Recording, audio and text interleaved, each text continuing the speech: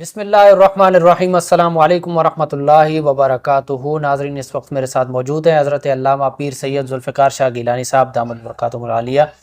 شاہ جی، آپ ایک research centre قائم کرنے جا رہے ہیں جو منظر الاسلام کے نام سے ہے، تو ہم بھی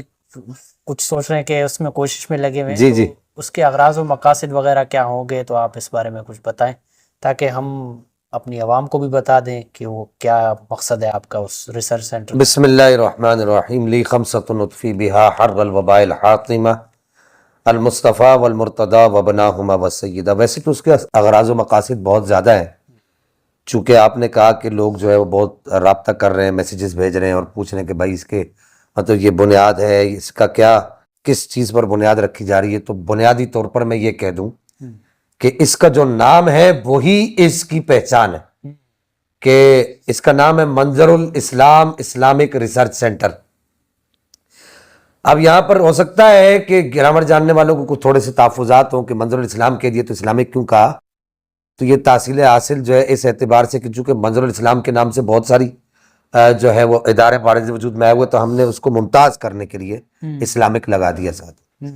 تو اصل میں سیدی اعلیٰ حضرت امام احمد رضا خان محدث بریلوی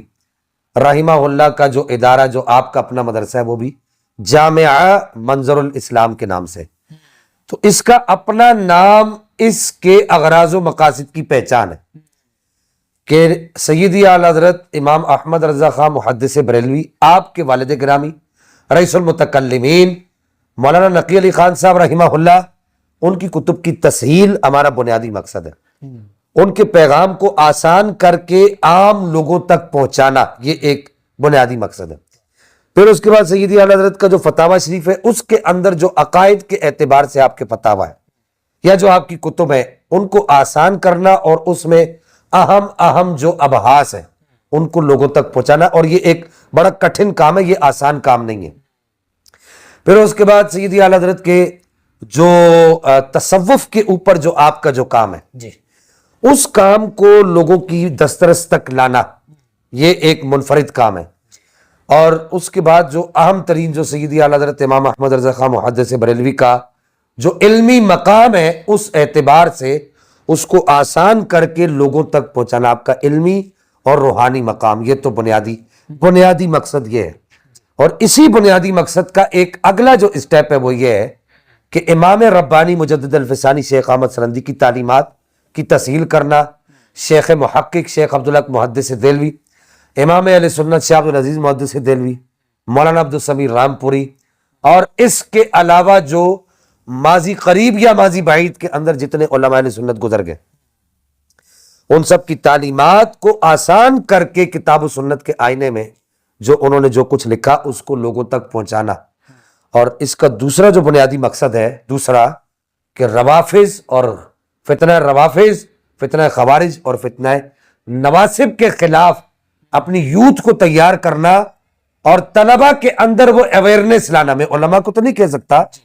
طلبہ جو اس وقت پڑھ رہے ہیں درس نظامی، ان کے اندر یہ اویئرنیس لانا کہ اس وقت روافظ اور خوارج کے فتنے کے خلاف آپ نے کھڑا ہونا، اور اس کے ساتھ ساتھ طلبہ کے اندر یہ اویئرنیس لانا کہ ملحدین کا جو فتنہ ہے، الہاد کا جو فتنہ ہے، ایتھزم کا جو فتنہ ہے، سیکولرزم کا جو فتنہ ہے، اس کے خلاف بھی آپ نے کام کرنا، اس کے دلائل ان کو فراہم کرنا اور باقاعدہ نوٹس کی صورت میں ان تک پہنچانا۔ اور آخری جو بات عرض کر دوں، آخری جو ہمارا یہ منظر الاسلام اسلامک ریسرچ سینٹر ہے، اس کا جو اہم ترین مقاصد میں سے ایک مقصد یہ بھی ہے کہ وہ سادات کرام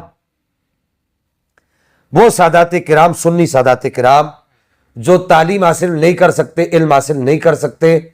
ان کی دہلیز تک علم کو پہنچانا اور ان کو پکڑ کر علم کے دروازے تک لانا اور انہیں عالم بنانا، ایک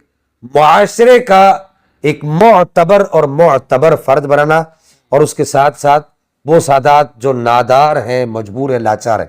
ان کی خدمت کرنا، یہ بنیادی مقاصد ہے۔ اور اس کے علاوہ بھی ہے، وہ انشاءاللہ ہم ایک پورا اس کا دستور ترتیب دے رہے ہیں، اس کا جو شیڈول ہے وہ پورا یوں کہہ سکتے ہیں کہ یہ اس کی بنیاد کیوں رکھی گئی ہے،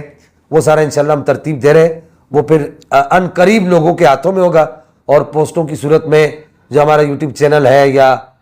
فیس بک پیج وغیرہ ہے، پیجز وغیرہ ہے، ان کے اوپر آپ کو مل جائے گا۔ اللہ تعالیٰ آپ بھی دعا گو ہوں اور میں آپ سے دعا جو ہوں اور اپنے سننے والوں سے بھی دعا جو ہوں کہ اللہ تعالیٰ پاک پروردگار صدقہ پنجتن پاک سیدہ طیبہ طاہرہ سیدہ خاتون جنت کی چادر تطہیر کے صدقے میں اس ریسرچ سینٹر کو سیدی اعلیٰ حضرت کی تعلیمات کا امین بھی بنائے اور سیدی اعلیٰ حضرت کی تعلیمات کا اور آپ کے علم کا مظہر بھی بنائے، امام ربانی کی جرت کا مظہر بنائے۔ وآخر دعوایا ان الحمدللہ۔